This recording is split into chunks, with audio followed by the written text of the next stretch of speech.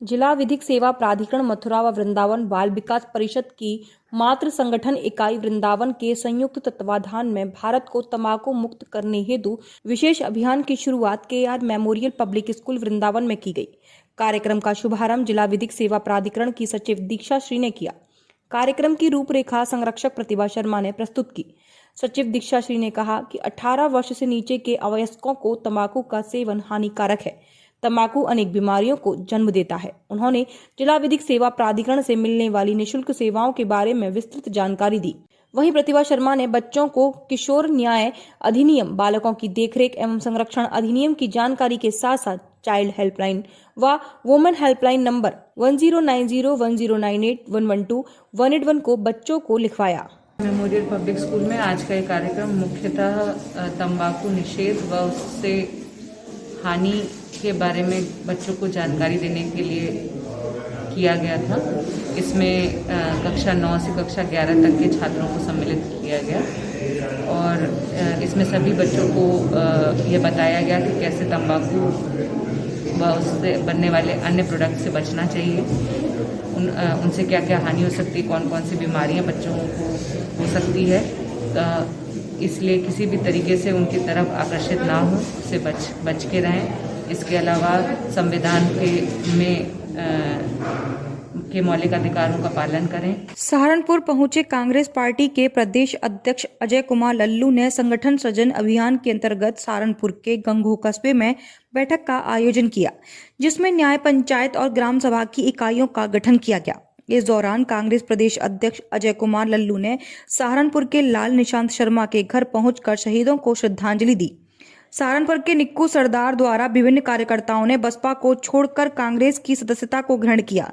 वहीं कांग्रेस प्रदेश अध्यक्ष अजय कुमार लल्लू ने किसान आंदोलन पर बोलते हुए कहा कि बीजेपी तानाशाह की सरकार है और किसानों की आवाज दबाई जा रही है।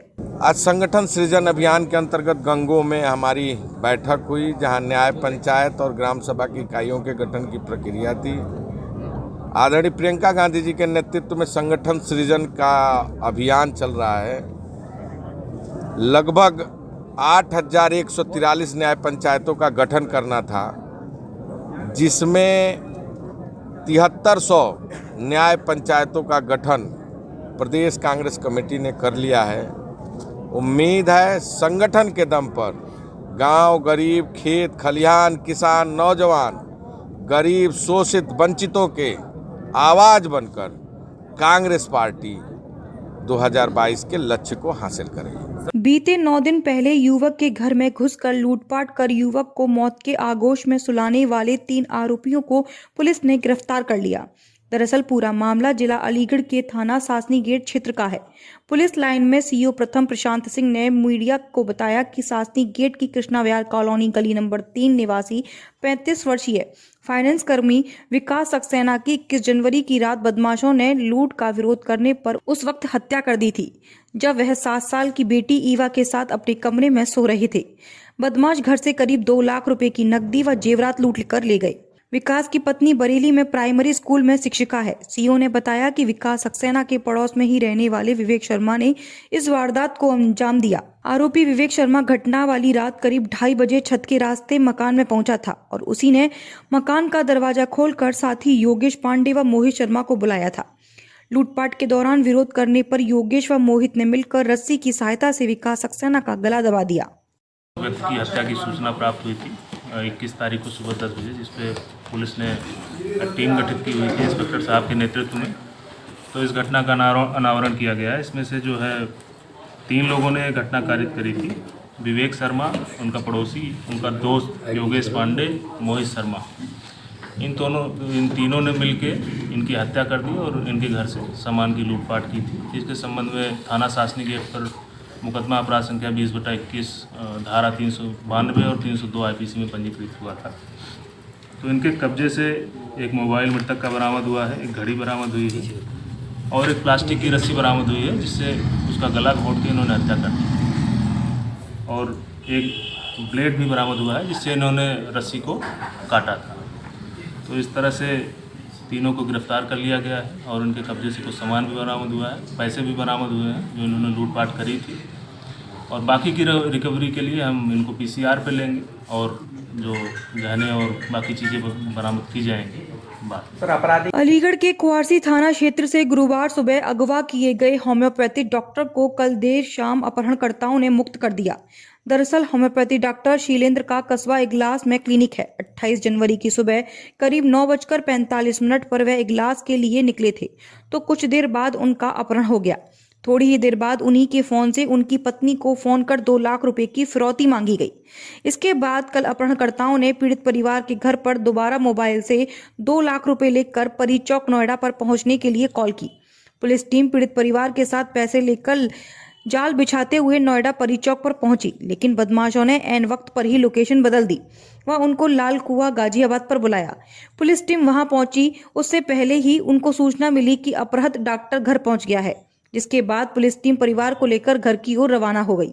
डॉक्टर के घर आने पर पुलिस ने राहत की सांस ली, लेकिन पुलिस अपहरणकर्ताओं की तलाश में दबिश दे रही है और जल्द से जल्द आरोपियों को गिरफ्तार करने की बात कर रही है। ये सुबह घर से निकले थे डेली की तरह, जो सर ने बताया, और उसके बाद में इनको जहाँ से हम निकलते हैं अपने घर से थोड़ा सा चलने के बाद में एक गाड़ी खड़ी हुई थी, उसमें एक बंदा निकला बाहर और उसने इनको धकेल के उसमें अंदर कर दिया। उसके बाद इनका फ़ोन स्विच ऑफ हो गया और उसके करीब फ़ोन स्विच ऑफ होने के आधा घंटे बाद कॉल आती है बेटी के पास। फिर उसने कॉल नहीं उठाई थी, उसकी ऑनलाइन क्लास चल रही थी, तो फिर उसने हमसे बोला कि पापा की कॉल आ रही है, तो हमने इधर से अपनी तरफ से की। तो जब हमने कॉल की तो इन्होंने फ़ोन उठाया कि 20 लाख रुपए का इंतज़ाम कर लो, और मैंने मतलब प्लॉट ख़रीद लिया है, प्लॉट देख लिया है, उसके लिए 20 लाख का इंतज़ाम कर लो। मैंने कहा किसने ले लिया है? तो बोले कि 20 लाख का इंतज़ाम कर लो। फिर उसने फ़ोन ले लिया इनके हाथ से। क्या बोले? तो वही अपनी भाषा उनकी तो जो होती है गाली वगैरह देने की, उसी भाषा में अपनी में फिर बोलते हैं कि आप इनको फ़ोन दे दिया, उसने बात करके जो भी कुछ कहा, डॉक्टर साहब से कहलवाते हैं हमसे कि 20 लाख रुपए का इंतज़ाम कर दो। आप 20 लाख रुपए लेके गई थी? जी नहीं, हम 20 लाख रुपए लेके नहीं गए। लिया था आपने? जी नहीं, हमने उनको कोई पैसा नहीं दिया है। पुलिस के कितना सहयोग रहा है? पुलिस का काफ़ी सहयोग रहा है और उन्हीं के सहयोग की वजह से आज हमारा परिवार सकुशल है। 28 तारीख को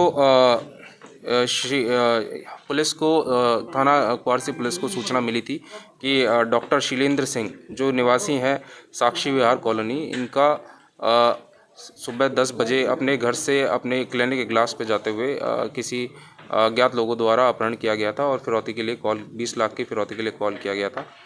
पुलिस ने इस सूचना पे मुकदमा दर्ज किया था और उसी के आधार पर तुरंत श्रीमान पुलिस अधीक्षक के निर्देशानुसार टीम में बनाकर इसके तफ्तीश में लग गई थी पुलिस, और इस पे पुलिस ने अपने सर्विलांस और दूसरा मुखबिरी का इस्तेमाल करते हुए जो संभावित स्थान है वहाँ पे अपनी टीम भेजी और वहाँ पे निरंतर दबिश दी, जिसके परिणाम स्वरूप पुलिस के ये निरंतर दबाव के और निरंतर कार्रवाई की वजह से दबाव में आकर अपराधियों द्वारा 30 तारीख को डॉक्टर शीलेंद्र को सकुशल वहाँ से अपने जो कस्टडी से छोड़ दिया गया और वो सकुशल अपने घर पहुँच चुके हैं।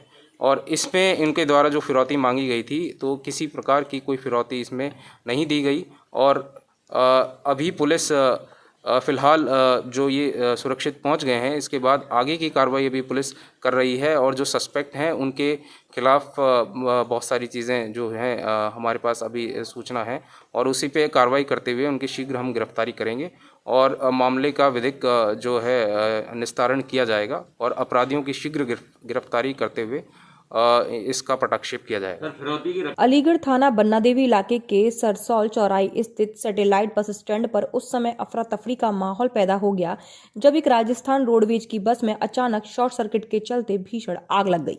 आग इतनी तेज थी कि देखते ही देखते आग की लपटों ने बस को अपनी चपेट में ले लिया। स्थानीय लोगों द्वारा घटना की जानकारी दमकल विभाग को दी। सूचना पर पहुंची दमकल विभाग की टीम ने कड़ी मशक्कत के बाद आग पर काबू पाया, लेकिन तब तक राजस्थान रोडवेज की बस पूरी तरह से जलकर खाक हो चुकी थी। बस के चालक परिचालक ने जानकारी देते हुए बताया कि किस कारण से बस में आग लगी थी आज? सर 6:30 बजे यहाँ पहुँचे थे, हम सो रहे थे ऊपर से अचानक इतनी धुआं हुई, पता नहीं कारण का, तो धुआं हुआ हमारे को गैस में दम घुटने लगा अचानक, पूरी यात्रियों की आवाज़ आई हमारे पास, शीशे तोड़ के फिर हमारे को बाहर निकाला।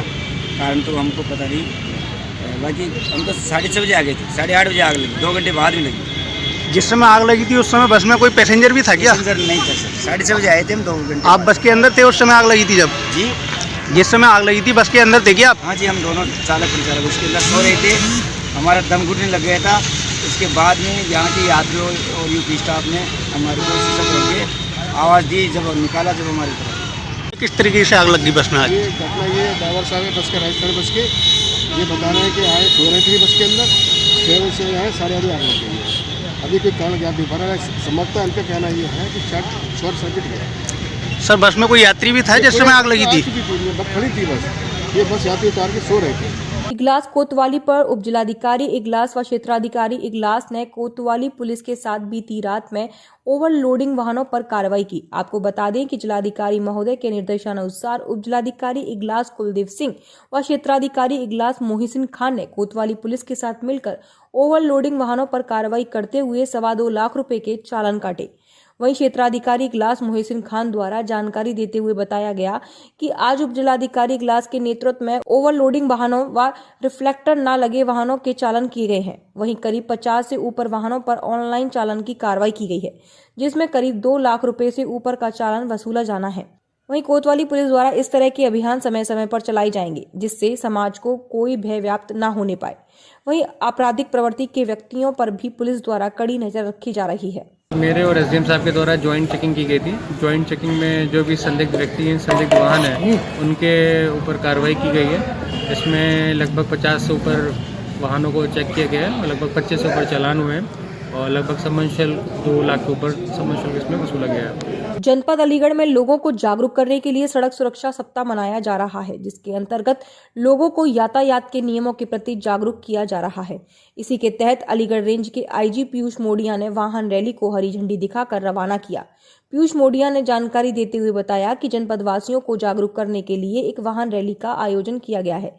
इसके माध्यम से सभी को बताया जा रहा है कि बाइक पर चलने वाले लोग हेलमेट लगाकर चलें और 4 पहिया वाहन में चलने वाले लोग सीट बेल्ट का इस्तेमाल करें। संभागीय परिवहन विभाग द्वारा लगातार लोगों को यातायात के नियमों के प्रति जागरूक करने के लिए यातायात माह व यातायात सप्ताह मनाया जाता है और लोगों को हेलमेट और सीट बेल्ट के फायदे बताते हुए अनमोल जीवन को कैसे बचाए, इसका भी नुक्कड़ नाटक के माध्यम से जागरूकता फैलाई जाती है। सेफ्टी माह चल रहा है और इस दौरान हमारा उद्देश्य है कि शहर के सभी लोगों को, सड़क पर चलने वाले वाहन चालकों को, सभी को समझाएं, बताएं कि ट्रैफिक के नियमों का पालन करना कितना आवश्यक है। इसी क्रम में आज हमारे जनपद अलीगढ़ में जो छात्राएं और महिलाएं हैं, उनको लेकर ये रैली, वाहन 2 पहिया वाहनों की रैली निकाली जा रही है, जिसमें ये स्कूटी पर सवार होकर सभी छात्राएं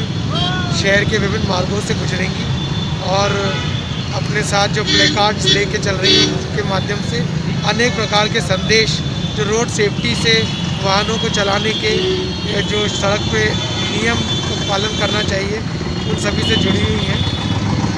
मैं समझता हूँ इसके माध्यम से हम सफल होंगे सभी लोगों को समझाने में कि हमें नियमों का पालन करना चाहिए। इसमें यातायात पुलिस के अलावा मुख्य जो भूमिका है आरटीओ कार्यालय की है। सभी ने मिलकर इस कार्यक्रम का आयोजन किया है।